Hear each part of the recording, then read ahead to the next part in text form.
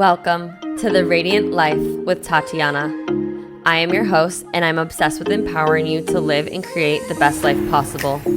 I'm a master mindset coach, breathwork facilitator, and a passionate little Latina who loves sharing the magic behind your subconscious mind and energetics. If you're looking to uplevel your mindset, learn all about spirituality and manifestation, and to be inspired in making a change to embody your best self, you are in the right place. My goal is for you to see and unlock your limitless potential, to have the tools to break free from the chains holding you back so you can create and live your most radiant life. I am so excited to have you here listening today. Now let's dive into today's episode. Hello and welcome to the Radiant Life podcast / the Awakening Bodies collaboration. Today's episode is unique. It's something new where I am sitting down on the couch with Sebastian, who's a dear friend of mine and the co-host to the Awakening Bodies podcast. So we're airing this on both. And today's episode, we're just having a sit-down conversation on his couch, covering lots of topics around life, how we got to where we're at now. He's a Colombian immigrant who used to do door-to-door sales. I share my background on my old life, how I got to doing what I'm doing, but also like talking about how we overcame fear, how we got to have this courage to go after our dreams. And we talk a lot around relationships, boundaries, healthy communication, because Sebastian actually played a massive role in Evan and I's getting back together story and journey. And we kind of just wanted to like sit down and just see what came up. And so we hope that you feel like you're sitting on the couch with us, just talking to some friends, getting to know us a little bit more, and honestly getting some insight, getting some tools, and feeling inspired to just improve yourself as always with each episode that you listen to. And so let's just dive on in. I'm so excited for you guys to hear Sebastian. I love him so much. He is just a beautiful soul. And we hope it's everything that you need and more. Let us know what you think after you listen and enjoy the episode. What a cool experience to know that there's people listening to this right now. Yeah, that's weird. Especially because there's not like big microphones here. I like feel like I'm just hanging out, chatting. Yeah. All right. So before we begin, thank you, Tati, for joining for today's conversation. This is going to be packed full of insights, value, knowledge. I've known Tati now for about 4 years total. The first time I met her, spicy little Tina that she was, she welcomed me, and Lauren was like, keep away. So funny. We were just talking about that the other day. Don't really remember that interaction, but yeah, a little protective energy. Yeah, which goes to show who you are. And I'm so proud to see you and what you're doing, because I've known you for a very short period of time, relatively.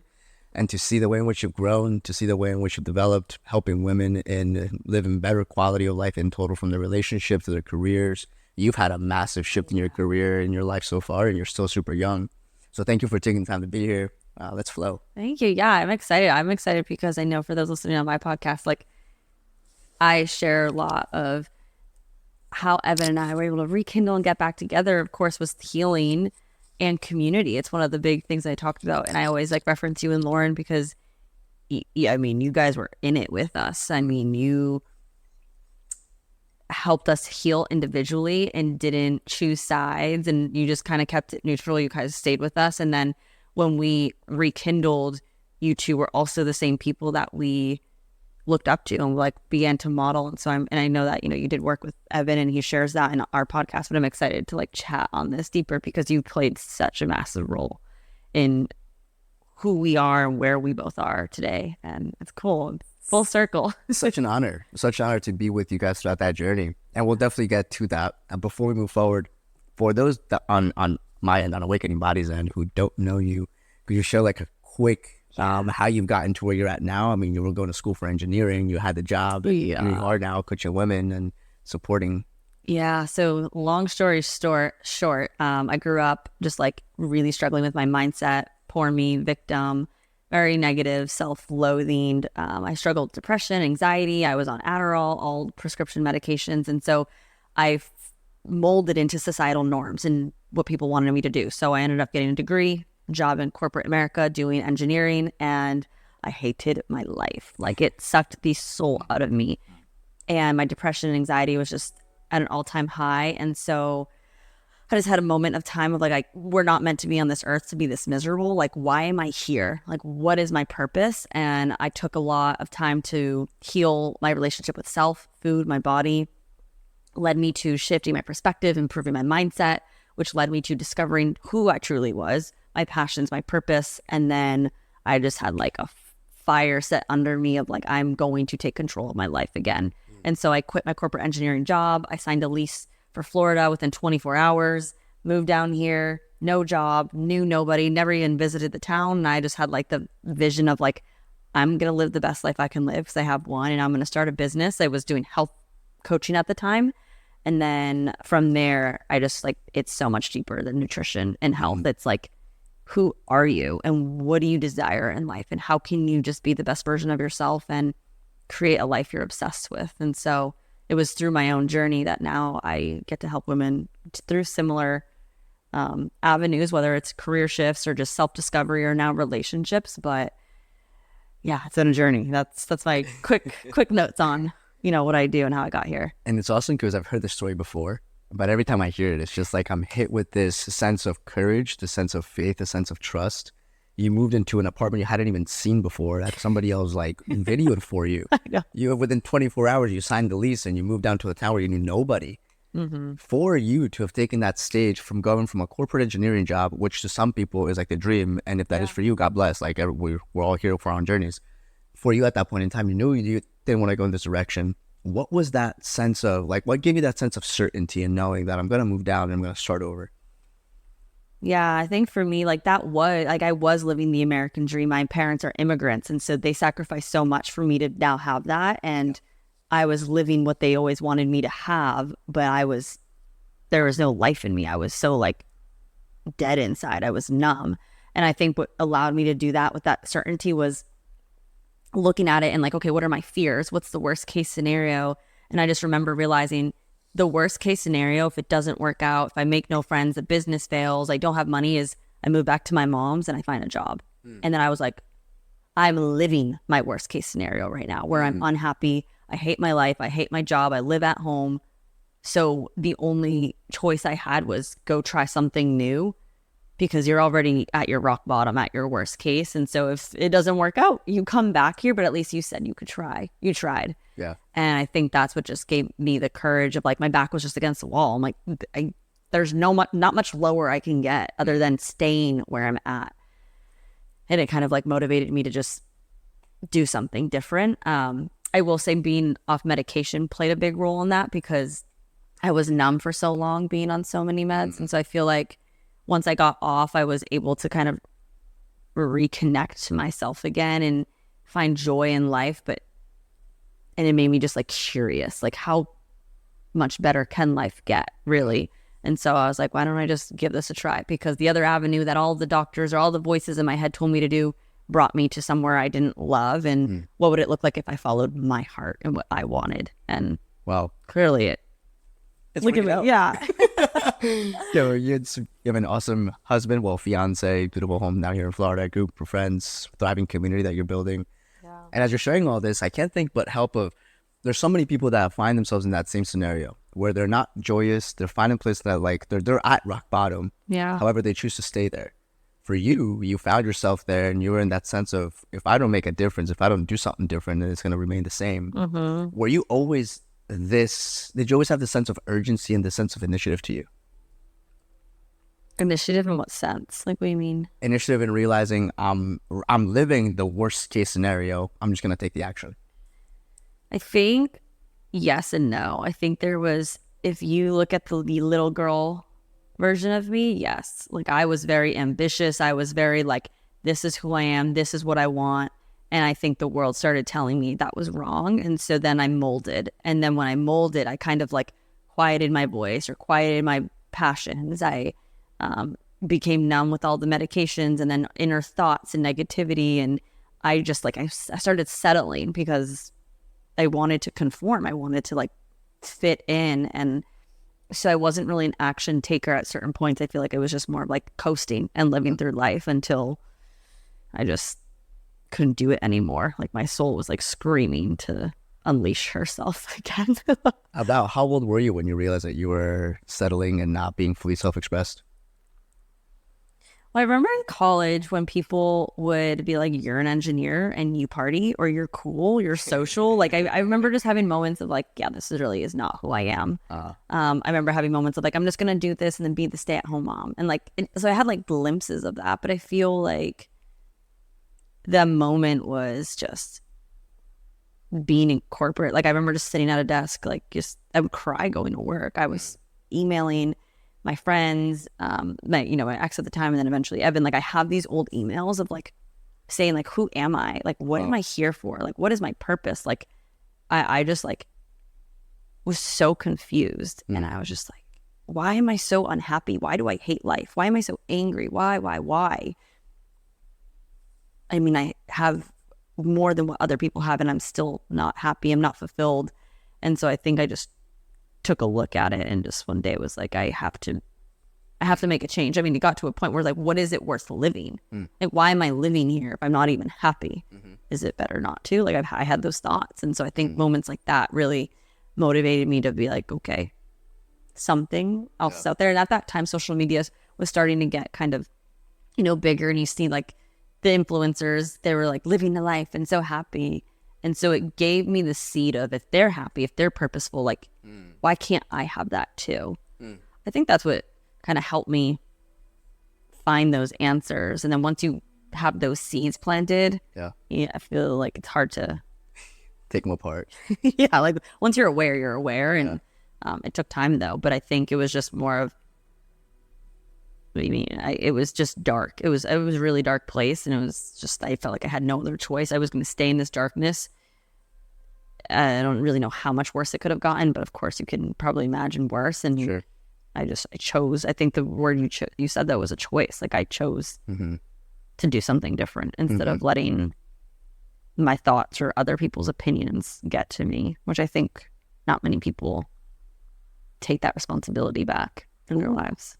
Which, again, to you, and goes to show you the character that you have. And I acknowledge you so much because even, especially today, like it shows up all over everything you do, the sense of responsibility, the sense of ownership, the sense of taking initiative. Like you are somebody that when I think of a powerful woman doing powerful things in the world, you come up. Thank you. So to see like this journey that you've been on and to get to know you at a deeper level and to see also the nurturing side of you. We were having, brunch for your birthday. And that was a common thing that everybody shared. There's this fierce side to Tati that it's like, we called her the pepper, the Spanish pepper. Yeah. We were comparing her to a food. Yeah, the Spanish pepper. We got a game where every single person in the group has their own food. Tati was a spicy pepper. Yeah. But then she also has that sweet side to her, the nurturing side, the loving side, which is such a powerful mix to have. Very interesting. And then you bring that into other people. You bring that into other women that you're working with within your organization and your business. Yeah. Which is amazing. So share with us the journey. So you came to Florida, you started a whole new life.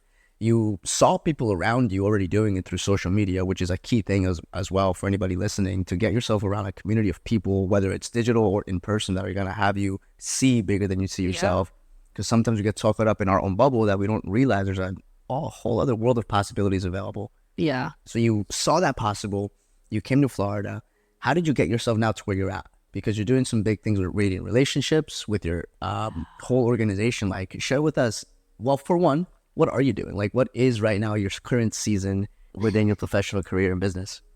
So interesting, because I feel like I'm doing things and I feel something else is coming and I have no idea. And I always say like, okay, God's doing work. I have no idea what the next plan is. But right now, I help women in many different ways. I do coaching. So on a one-on-one, in a group aspect, I have 2 group programs, and I do breathwork. I'm a breathwork facilitator. So I love that because mindset work is great, but body work, healing work. And I have my own podcast and the retreats. And so I feel like I do multiple different things, but it's all in the same context of helping women like come back to who they truly are. And it's a mix of self-discovery, but self-creation, and really tapping into their potential and really getting clear of like, who am I? What do I want? What am I here for? And then finding the confidence in themselves to go do it. And so for some women, it's just listening to this podcast. Some women, it's joining coaching. Some it's coming into a full retreat, which you host retreats, like in-person immersions are powerful. So that's a little bit of what I do now in Florida. How I got here, man, it's been a journey. Yeah, it's a journey. It's a journey. I'd imagine.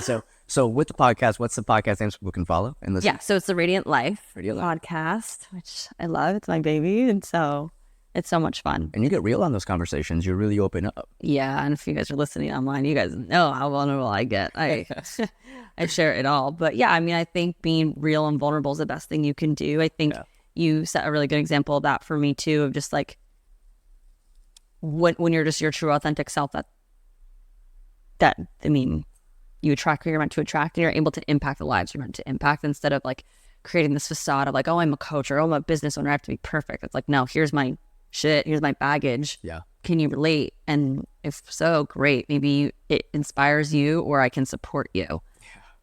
Which is so interesting, because in today's generation, we think that it's all about perfection. But I think we're also realizing, I think people are at a large scale, especially the younger generation. Oh, yeah. If you think of like TikTok, for example, where there's no filter, it's authentic, it's raw. It's like, that's what people want. Yeah, it's pretty cool, actually. I've been on Instagram for a few years now, and I was telling you guys, like, when things were going viral in January, I was like, you guys, like, I literally went on TikTok, took messy action. I was like, I don't give a crap of what it looks like if it makes sense. But that was the thing, like, people just feel that authenticity, and they're not here to have a perfectly curated Instagram feed. It's like, no, I relate to this girl, or she's giving me value, or X, Y, Z. And I'm like, oh, people are craving that. Like, think about all the influencers who are promoting these brands or things, and you're like, can I trust you? Like, can I believe this is true or not? And I think that's, people are craving like just authenticity and like realness. And I think TikTok has honestly done a great job of allowing like a platform to be more like who you are versus this facade and fakeness. And not saying it doesn't happen, but Sure, it still does. Yeah. Absolutely. With that authenticity you're bringing up, because it's such a key point, did you ever have a sense of not sharing yourself openly because of the comparison of what other people would think, say, or opinions that they had about you? Yeah, always, 100%. How were you able to break through that? In when I was doing my career transition, or like what exactly? Like, 'cause I feel like I've done it in like different ways. So it's sure. So like right now, as you were in January, you created this content. You're good. Like if you got to pick it up, it's not. Oh no, I'm just kidding. I have so many affirmations, reminders, positive mindset, you guys. That's right. It's beautiful. So here you were in January with your content going viral through TikTok, through messy action that you're just taking it on, vulnerably sharing.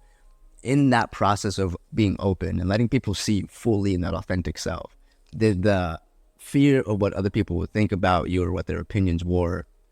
Yeah, for some reason, not too much on there. I think because I've done so much work on myself. Got it. So at that point, I was kind of like, take it, you look, no way or you're not. I will say, like, when I started Instagram, yeah, of course. And even when I started my journey, and I feel like what I learned is everyone's going to have an opinion or judgment no matter what, no matter how much you try to please someone.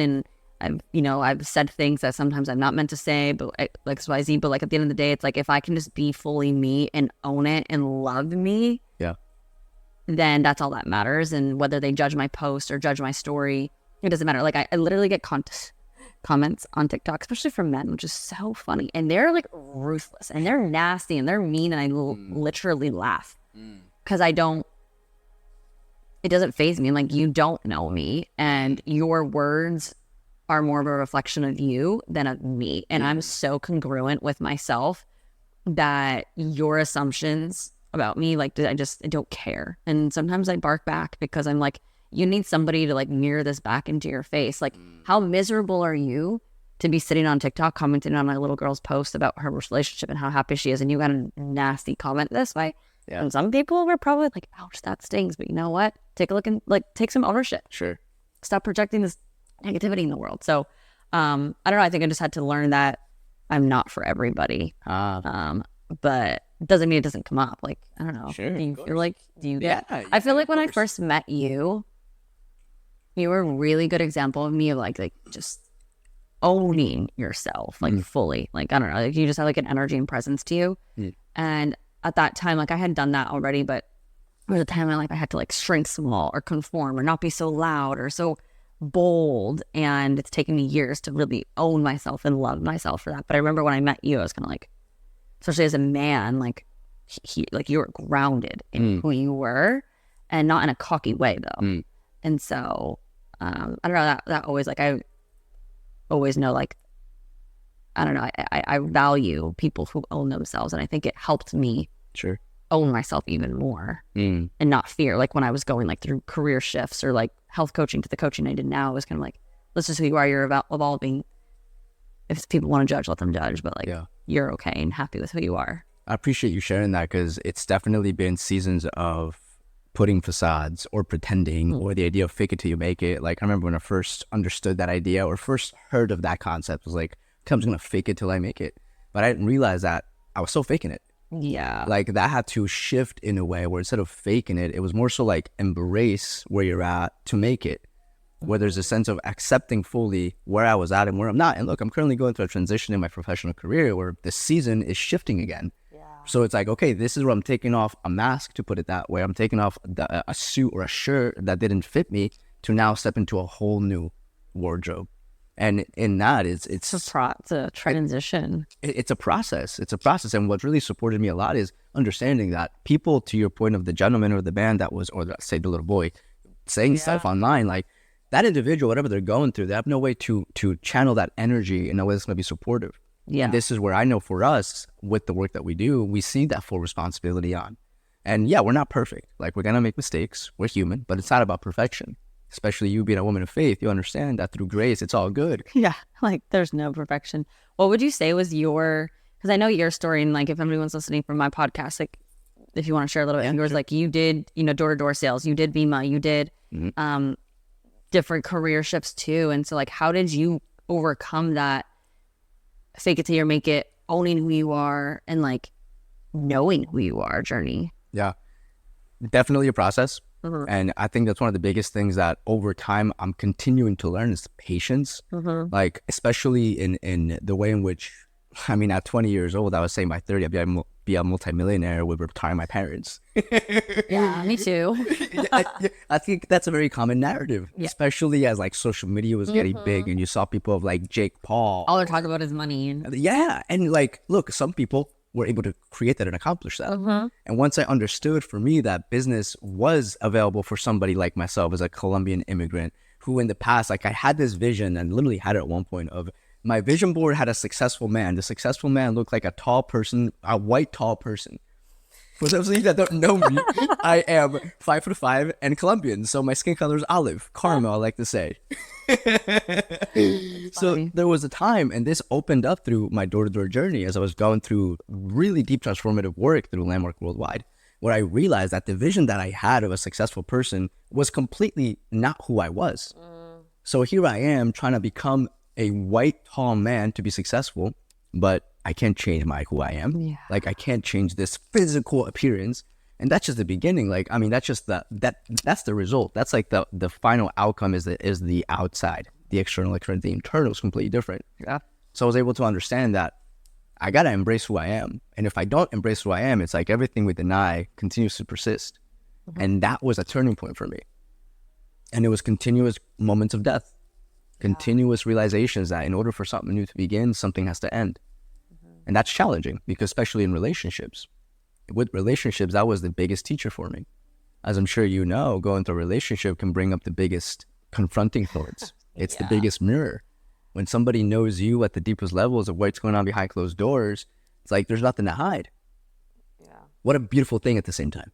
Yeah, it's challenging, but it's so true. And like if you don't know who you are, if you can't own yourself or embrace yourself, I feel like you can't show up fully or properly in a relationship because then you're putting on masks, really. And that's when conflicts arise. Yeah, so let's dive down that route. Yeah. Because that's a powerful conversation. We just did our last episode, if you haven't listened to it, is on unconditional love and boundaries. And unconditional love is really at the core of being able to have a powerful relationship. Because in order to be with somebody, you have to be able to be with yourself. So it's like people they're expecting the perfect person, but internally they're like, I hate myself. I don't forgive myself. I'm angry at myself. So I'm expecting you to show up as perfectly, even though I'm not able to see my beautiful face. I'm just seeing the zit. Yeah, I would even like add to that, because for those listening, if you're like, well, I don't hate myself, I think I love myself. I'm like, okay. Can you sit with yourself? No music, no movies, no scrolling, like, can you sit with yourself? Because I know people then that thought there, it's like squirming in their body. When was the last time you just sat with yourself in silence and let yourself observe feelings, thoughts, memories?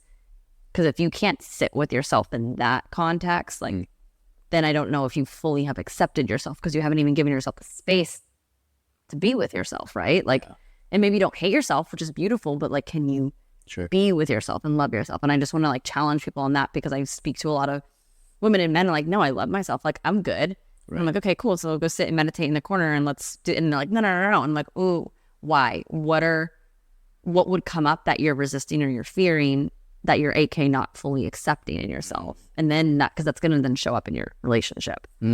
So good. It makes me think of Jesus. I mean, Jesus, she would spend time alone consistently. Like 40 days. And that was like one of his biggest fasts. Yeah. And that was the time when he came back and the devil tempted him the most when he was going through that jourey. But it makes me think of us today, in the world of today, where there is no moment of silence. At any moment in time, like right now, you're getting notifications. If I take a look at my phone, I'm getting notifications. If you're listening, you're probably getting some sort of notification in your attention. I mean, even like we have background music here. Like, I mean, I tell people all the time, like, you go into stores and they have music on because they don't want you to think. They want you to just make a decision. But if it's silent, you might question yourself, is this worth buying or not? Like, there's psychology, there's reason to everything. So imagine like if you had that connection with yourself to be okay being silent in yourself, to then know yourself. Yeah. It's deep. It's deep. And then you bring things like breathwork, where you're literally like, there's the many times that I've had breathwork sessions where it brings me, it's almost like I'm walking the streets again of door knocking. There's been many. And it's a realization of all of these little things that come up, these visions, like, oh, those are still emotions that I'm holding internally. That I haven't processed. Yeah. Like I remember so many times where I would be in my mind, door knocking, and my body would be sitting down doing breath work. I was like, oh, because like this experience is still there. And I can't go back in time and change it, but I can now transmute that energy where I'm at today. Yeah. And I think that I would say, I tell this to everyone, I'm like, I feel like society has failed us in teaching us how to navigate the things we've been through in life, whether it was good or bad. Like, we don't have the tools to remove any emotion, whether it's someone slamming the door at you doing sales or door sales or whatever it is. And I feel like that creates more resistance and disconnection with ourselves, because people don't have those tools. I mean, like, now they're here, we're becoming more trendy, but it's not where we should be at.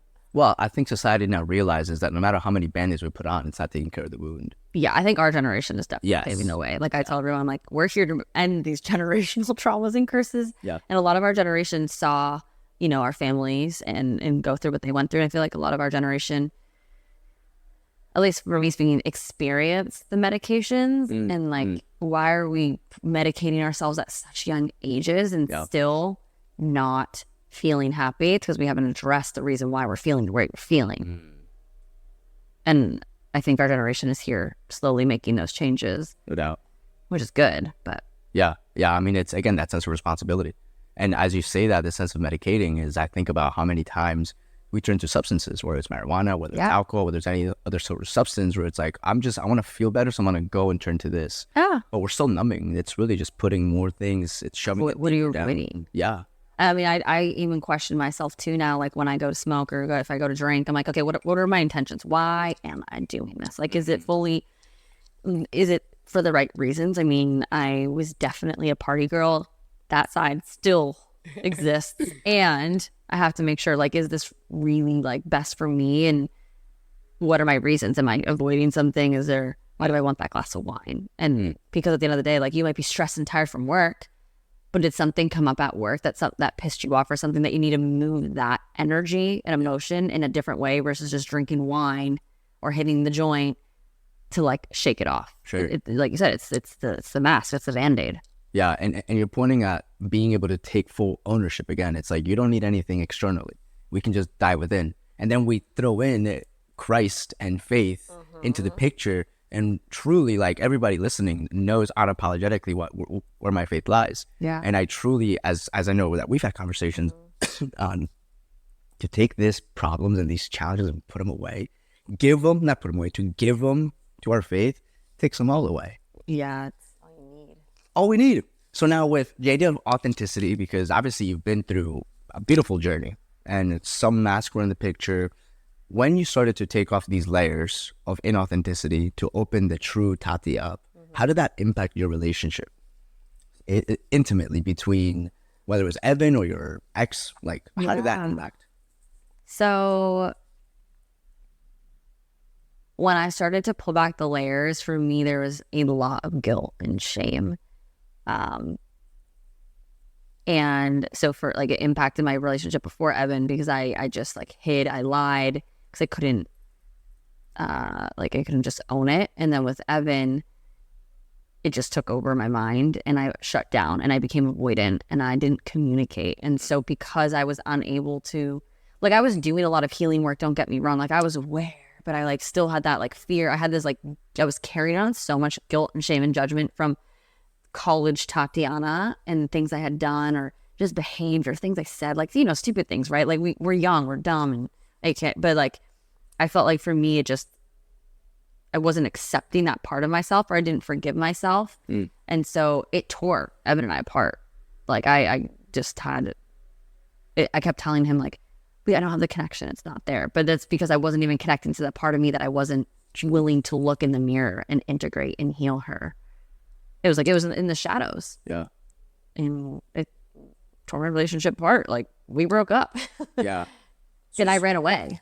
So just really quick on this, because for those listening, get what Tati's saying. Her relationship with Evan at the time wasn't able to be fully there because of her lack of taking a look at what she was dealing with internally.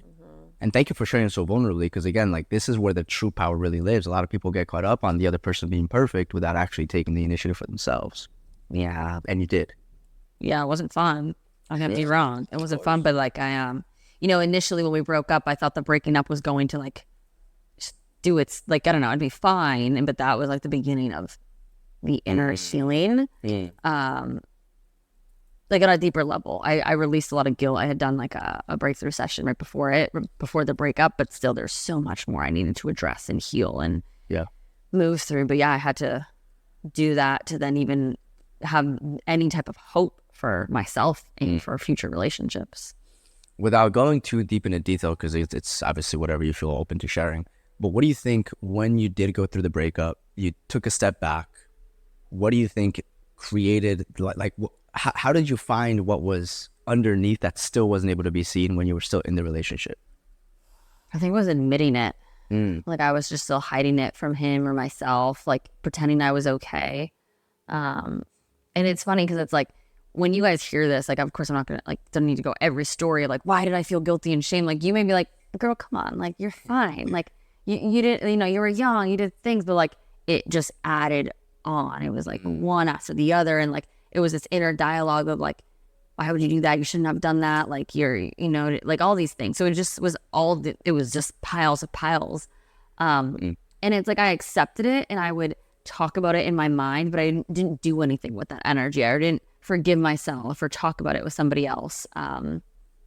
So I kind of like knew what I needed to work on, but I wasn't actually doing the work on. Like, I remember, like, I would just be like, well, I feel this way, I'm dreaming this, blah, blah, blah, blah, blah. But it's like, okay, but then what? Like, what are you going to do? Are you going to forgive yourself? Are you going to finally let go?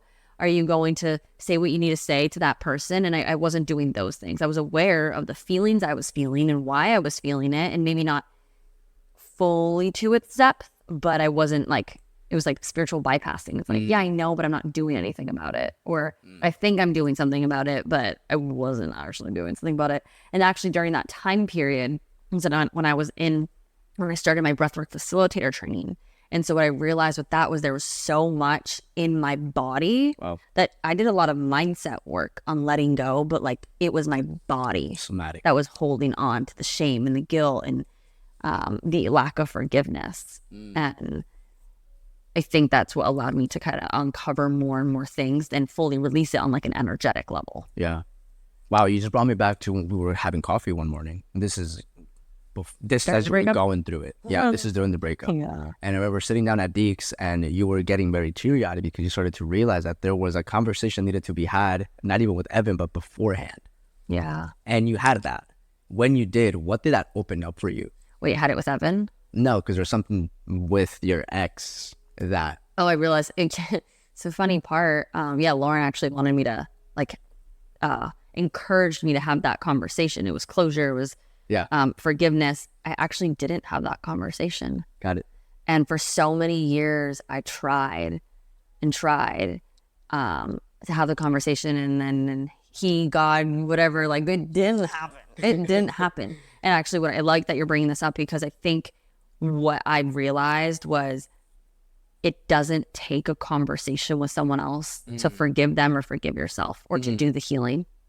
And I think that's what I kept doing. I kept putting the ball in the like, oh, it will heal when I see him. It will heal when I have the conversation and like share how sorry I am or share my truth or just clear the air, whatever it was.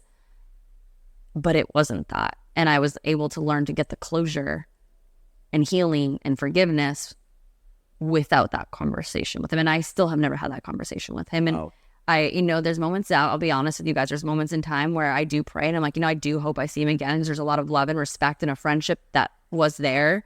And like, even the things that like I would want forgiveness on aren't even like, if it were comparison wise, like I didn't cheat or anything. I just like, but it was just like little things that I wasn't showing up how I wanted to show up and who I truly was. And I acted a certain way in college because of medications and drugs and having fun and just like little things like that. Like, this man like knew me for who I was and I wasn't in integrity and I wasn't in authenticity. And like, I didn't like that and it never felt well. But yeah, at the end of the day, like I never have had that conversation with him. He literally could be listening to this and I have no idea. I love that. But I had to learn to self-forgive. And but I had that awareness, tried having that conversation again. Yeah. Didn't fucking happen. But hey, I learned that. And now I feel like I've been able to help other women be like, you don't need to have this closure talk sometimes. You can just let it go. It's in your mind. Like you can choose to let it go. You can choose to forgive. It sucks, of course, because we want to have the conversations. Yeah. Right. It makes us feel better. It makes us have that connection there. And now I'm strong adamant of like, you really don't. And honestly, don't torture yourself. Because for me, like I was tortured for years because of it. Self-torture. Mm-hmm. So no one else was shaming me, unforgiving me. Like I still had like him and I are on good terms. Like I haven't talked to him now, but like in that time frame, we would check in, see how we were. But like deep down, I was like, there's so much self-guilt and hate and shame around that relationship when I did so much other self-love healing. It was like that one area of my life was not addressed. And it obviously took a toll on me. Sure. And it will. You can ignore it for as long as you want. And it doesn't matter how much like personal development work you do in every other area, like do the area that you're neglecting or not, your life will probably crumble like my relationship did. So at what point, because this is so big, and just really quick, to just give context for myself as well. I remember having my first girlfriend ever in high school. Like literally had no girlfriend at all. My first girlfriend started like my beginning of my senior year of high school. Beautiful woman. Long story short, the relationship ended really ugly, maybe 2 to 3 years later, like to the point where I didn't know if I was good enough of a man to be in a relationship. Damn. Fast forward, her and I spoke maybe like 4 years after that relationship ended. And again, it ended in a really bad way. Now, to this day, we'll start communicating.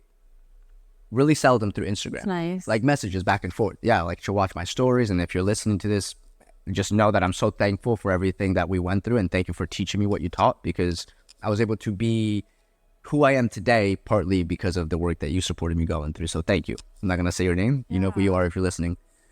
For you, because with that, to have that conversation with her, it supported me in like, okay, closure. And I remember very vividly, it was supposed to be a 10-minute conversation. 2 hours later, I'm walking outside Neptune City, New Jersey in the middle of January. So it's freezing. But this conversation was much more important than I realized it was going to be. I learned so much about her after we broke up that I didn't know before. Yeah. So it helped me like put like a closure on that. Yeah. For those, and I also honor what you're saying. You don't have to have that conversation.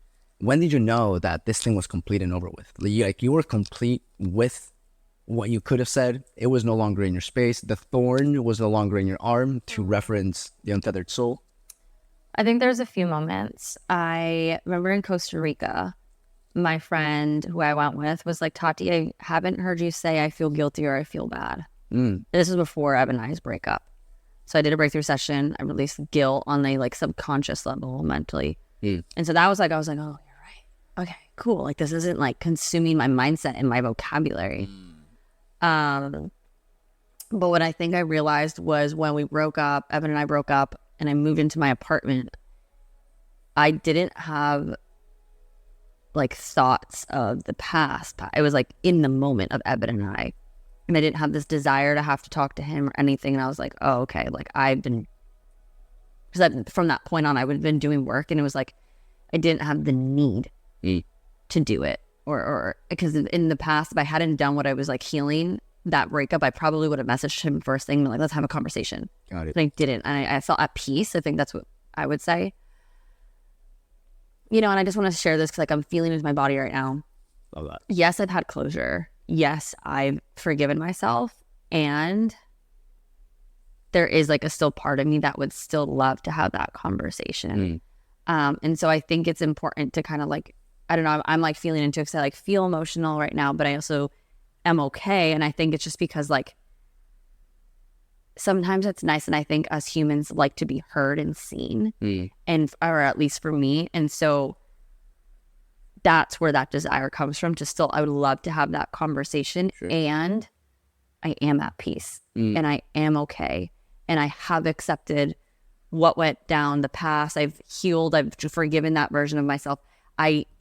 It does not consume me or my relationship anymore with Evan because like when in the old relationship with Evan, I would think about it, compare, have thoughts in my head.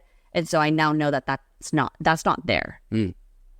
So I just like want to share that because like, yes, I've had closure. And of course it would be freaking nice to actually have a sit down conversation. Yeah. Because I love that. Like I like speaking what I have to say. Yeah. But I was able to find healing and I was able to come into a new relationship. Yes, it was with Evan and not have those things consume me even without the conversation. And so that's funny. Like that feeling, those emotions just dropped as I just told you guys that. But I think I just had to share that because it was like, don't get me wrong, it'd be nice to have it, but it's unnecessary. I was able to take the responsibility myself. But yeah, go back to your question. I think it was just like when I realized I was at peace, that it wasn't consuming my thoughts, that I wasn't judging myself or comparing myself. And I was just like, honestly, so present with me, my emotions, my healing, my relationship with God. And during that breakup went from like 0 to 100. And that's when I think I realized like, this doesn't consume me anymore. I think I've laid this to rest because it's not a thought in my mind at all anymore.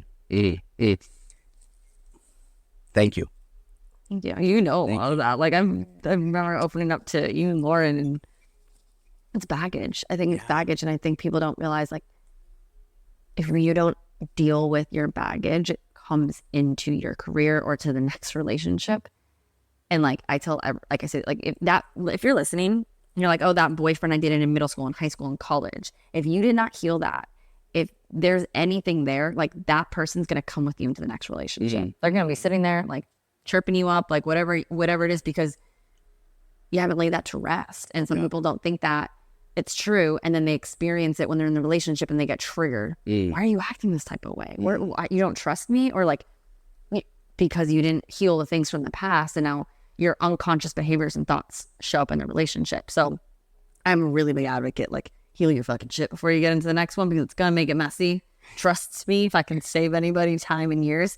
But yeah, I don't know. I don't even know where to start. It's huge. No, you know, you get you're giving me the opportunity to be myself fully, as well as those listening. Because there's people out there that are still holding on to things from the past. And look, we as humans, we're so brilliant. We're so smart. We'll put up walls to keep out the pain, and those same walls also keep out the love. Yeah. And so here we are, we're walking around with a gilded cage. Yes, it's beautiful and golden, but it's nevertheless a cage. And to be able to break down those walls, to be able to be authentic and vulnerable, allows other people, other situations, other experiences to actually flow into the experience of your life. For yourself, as you were navigating this journey of self-healing and exploring yourself, what was like the actually, let's say this, unconditional love? Because it sounds like through unconditional love, you've been able to get to this point of time in the relationship. Through the last conversation that we had in the podcast, we're talking about empathy, forgiveness, and patience as being the recipe to unconditional love. Do you have that sense of empathy with the other person, putting ourselves in other people's shoes, having the patience and knowing that it's going to take time with ourselves and with others, and then having that sense of forgiveness, the letting go that you put into the picture. All of that you went through. Now here you are, you're a fiance, you're getting married in a couple months and a year. In a year. Now that you're with Evan, and you've been very open about this, I mean, people can go check out the episode where you share openly about the relationship. In fact, with Evan, you guys have a conversation between the two of you. What is the biggest thing that, if you look back and you would have run into Tati 2 years ago, she was going through her depths of depths, how would you support her? That's really a good question. It's a really good question because I feel like I don't feel like there was anything else I could have done to get to where I'm at. Like, I figured it out without me having to say words. And why I say it that way is because the way I handled it, I'm so freaking proud of how I handled it. How did you handle it? I handled it with just grace and patience. I, for the first time in my life, I only seeked opinions from very limited people. You and Lauren were one. And I went within and I went to God. And that, I think, that's the only advice I could tell myself then. It was like, you got to go with him. You got to go to God. You got to heal. You can only listen to those who are going to support you, not telling you you're stupid or crazy for breaking up with such an amazing, because I had ears in my mouth. I had to put boundaries. I had to get quiet and still. And I did those things. And I think that's why Evan and I have the relationship I did now. So yeah, I don't know if there's anything else I would tell myself, actually, which is really interesting. It's I beautiful. always have something to tell myself. I just think I would, I don't know. I don't know. You stumped me on that one. No, but it's beautiful because you literally, and again, goes to show who you are today, that sense of ownership. Like, you did take that ownership back then, and there's nothing that you could have said differently, you would have done differently. No, you dealt with it. Yeah. You said something huge. You were very mindful of who you're paying attention to, who to listen to. You had these people that were giving you, you're stupid for breaking up with this man, and whatever they were saying to you. Boundaries, the other side of creating powerful relationships. Within that, setting boundaries, how do you think boundaries within the relationship and outside with friends, coworkers, so on and so forth, how does that impact? I think without boundaries, you're letting things in that don't need to be let in. And without boundaries, you're letting others and environments dictate you, kind of. And you and Lord have definitely helped me with boundaries or communication with that, because I don't even know what made me only seek certain people's opinions, and I only hung out with certain people during that time or talked about it. But I think I learned the lesson that I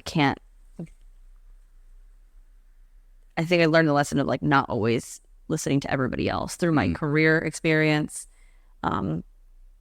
Just becoming more and more to me, and just really being really intentional. And, to be honest, there's relationships that I see in the world and I don't want. Yeah. With all due love and respect, or, No doubt. and I just was like, okay, who do I trust, and who can I lean on to get their support and their opinions? And I let myself in with that. And then with other people, I had to set boundaries and say, hey, I appreciate your love and your opinion, and I'm not seeking advice, and I'm not going to vent to you because I don't want more noise in my ear. And I have to say those words to people. Yeah.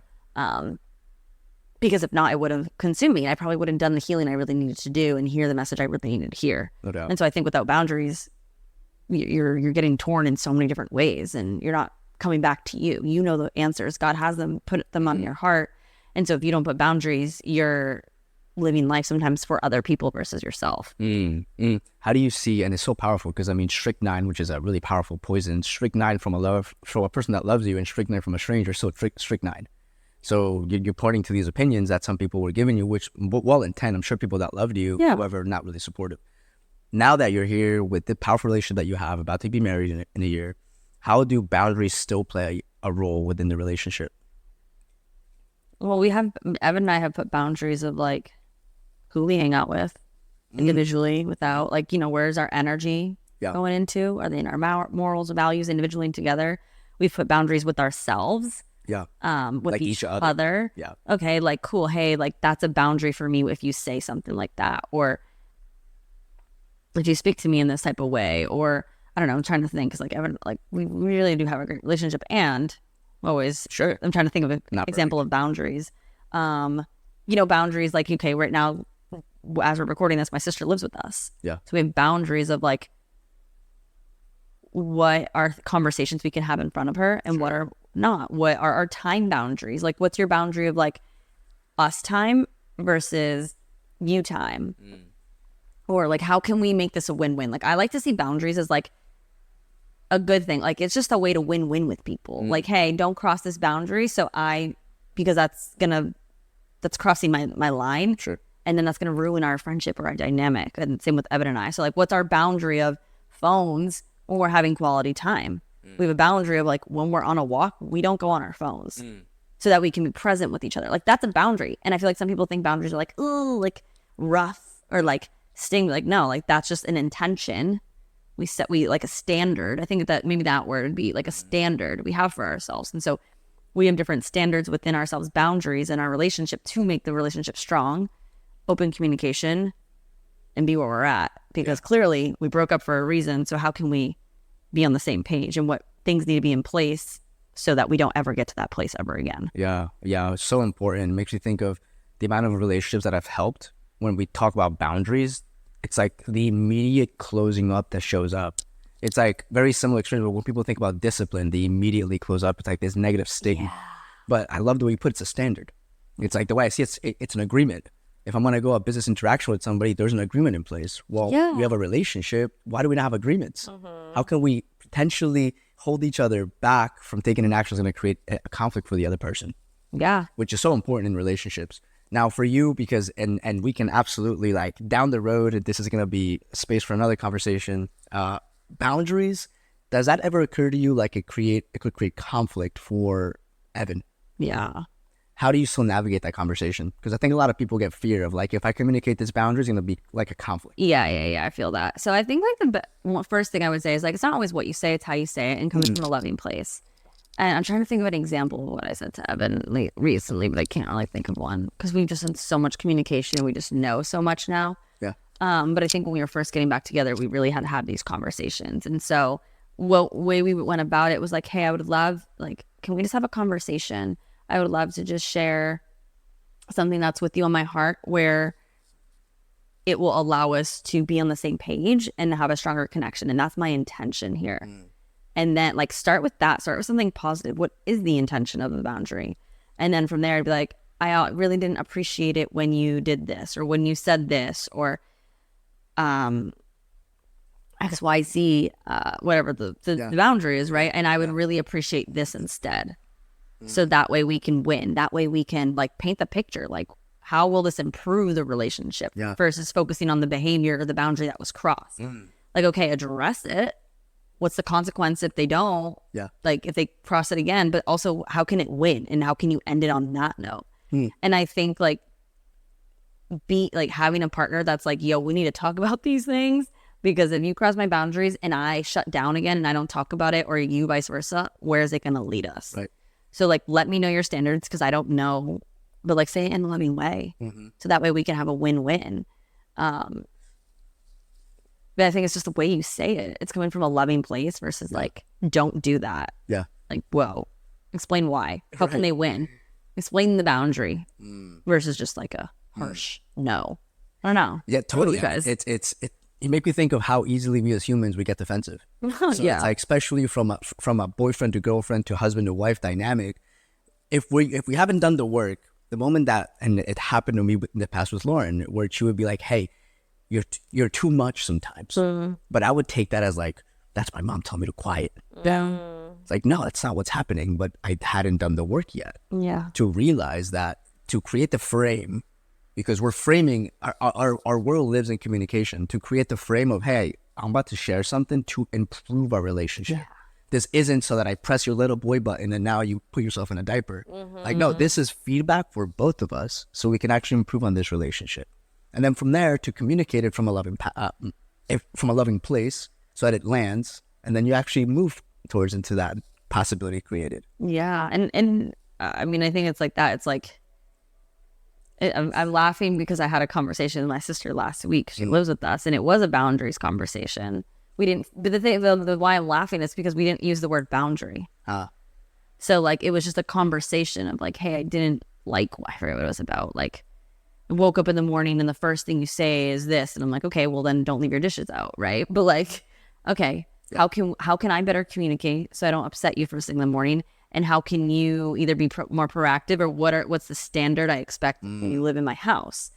Right. And it's just like, how can we just be on the same page? Hey, how can we not have arguments or resentment or anger? Like, how can we just live well together? And I just share that because like, cool, we're talking about relationships, and what about boundaries with your parents? Totally. With your sister, I've had to set boundaries with my parents. Like, hey, when you guys call me, like, we're not talking about business because it adds more pressure. Like, this was more when I was starting.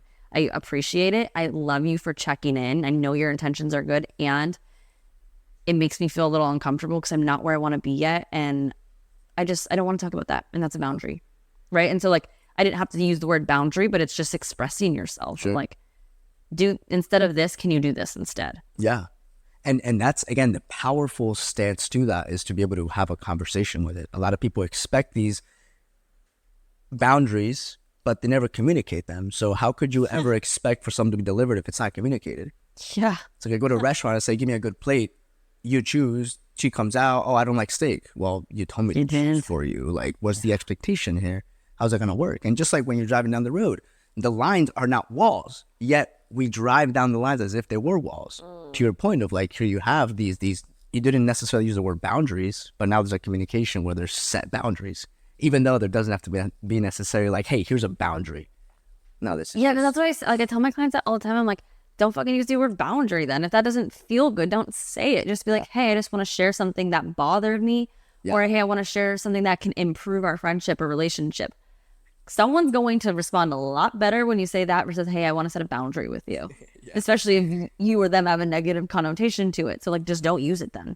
But just know that is what you are doing. No, that's okay. Like, I like laugh about it, but like, you know, I mean, even with our friend group, like, we're all pretty communicative if we have a boundary, or like, you know, you guys have shared that a lot with me as a friend. Like, I remember like Lauren's, it wasn't a boundary, right? But it's more of like communicating like, hey, I'm not cool with this, or I'm not feeling this. I don't feel well to do this. And I was like, I learned a boundary. Like, okay, cool. Like, we're going to hang out, but we're not going to hang out 3 days in a row. Right. Like, it could be a silly boundary like that. But I feel that, I don't know. You guys have really helped me improve communication. I think that's what it comes down to is communication. Communication is key in life.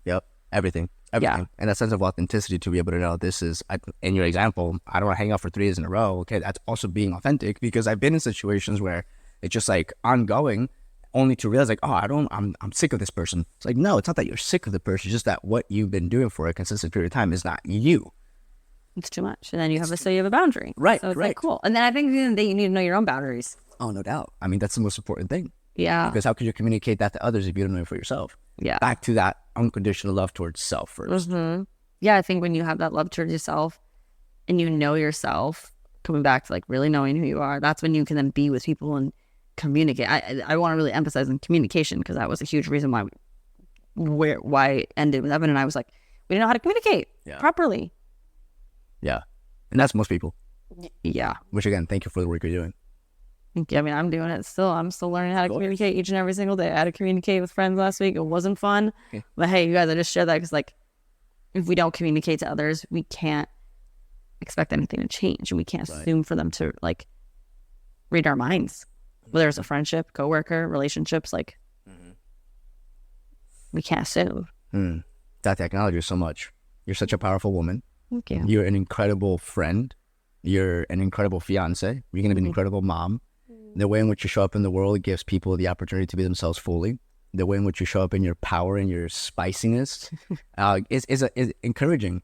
And at the same time, to be able to see your nurturing and your loving and your kind side is also really nurturing and really loving to see. Thank you for seeing me. I appreciate it, because you've played a really big role in my life. And I will always say, like, I will always give, like, just recognition. Because, yeah, you met me when I was already on my personal development journey, and you've challenged me a lot. and you've helped me a lot, and you really have helped me stand more into my ownership and responsibility. I remember moving into the apartment, you're like, well, are you gonna make a fucking choice? What do you have to do to make this apartment work? And I was like, oh, put my big girl pants on. Yeah, you're freaking right. I'm gonna figure out a way, versus like self-victimizing, like, oh, poor me, I'm going through a breakup that I chose to do. Yeah. You know, and so I appreciate you for being who you are and teaching me so much about communication and relationships and holding me to the standard. No doubt. Because it's allowed me to rise up. Yeah. Because I love you. I know. And I love myself. And if I'm going to be able to be in a powerful group of people, I got to love them. Mm-hmm. And this is where sometimes a true friend says things that need to be heard, not what the other person wants to hear. Do you think it was comfortable for me to say this? Oh, I've read the conversations we had. I know. Sometimes you're like, so what are you going to do about it? And I'm like, oh, won't sting. You're right. You're right. and all of that, look at the friendship that we now have. So for anybody listening, if you're afraid to step into an uncomfortable conversation, explore the type of bond and trust that you can now have with that person, because the other person knows you're not going to put up with their shit or their lies. And then for you to also respect yourself enough to be able to communicate openly what you're going through. Yeah.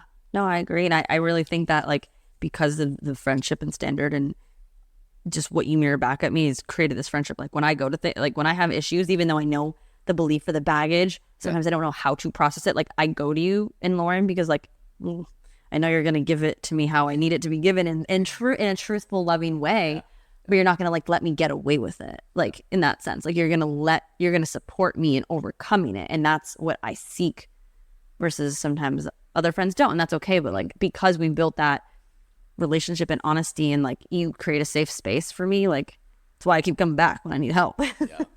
I'm like, help me. And same to you. Like the amount of times that I think of you and Evan and I speak with you guys because I need some sort of support.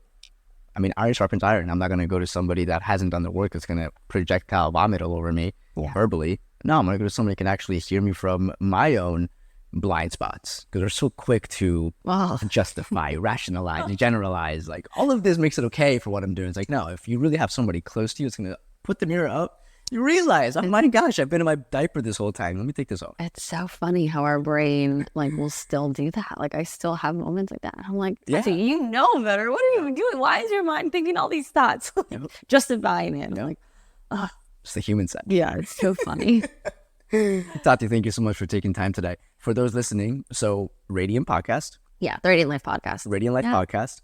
And you have a retreat coming up soon. Where can people find more information? Yeah, we're having, my sister and I are hosting a retreat for women. Sorry, we do not do co-ed retreats right now. It's okay. But it'll be in February 22nd to 26th in Orlando, Florida. And so the link to apply will be in the show notes. And yes. We're almost halfway full, so very limited spots. And for those listening on the Radiant Life Podcast, how can they, my voice, where can they connect with you? I know Lauren isn't on here, and I kept referencing Lauren. Lauren is his wife, obviously. But you guys do host co-ed retreats. I don't know. We do. If you have one coming up. But also for the men listening, because I get reached out a lot from men. And I'm always like, I don't do coaching for men, but I have a friend. Follow Sebastian. But where can they find you to, I don't know, get some support and learn more about you? Sure. I think easiest way for people to get to know who I am, because for me, as I'm looking to connect with others, and when I'm seeking support, I want to see who they are as an individual and not just what they do. Yeah. It's much more important to understand somebody's character than just the offerings that they have. So my Instagram, that's really the place where you'll see the most authentic side of me. And if you're looking for any sort of support, specifically within relationships, high performance, being able to take your life to the next level in all realms of life, reach out. Yeah. Yeah, it's great, you guys. I mean, Evan worked with him. He's worked with me on more of a friend level. Gabby has worked with you. Look at that. Isn't that so funny? I love it. I love how we've been able to coach each other, our friend group, and also be friends. Like, how fucking awesome is that? So that's powerful. That is powerful. That's a very unique place to be in within friends, because it's very easy for, again, that defensiveness to come out. Boundaries. Here we go. We had to have boundaries. That's right. Yeah, no, I can't speak highly enough. Oh, you're the best. Appreciate you.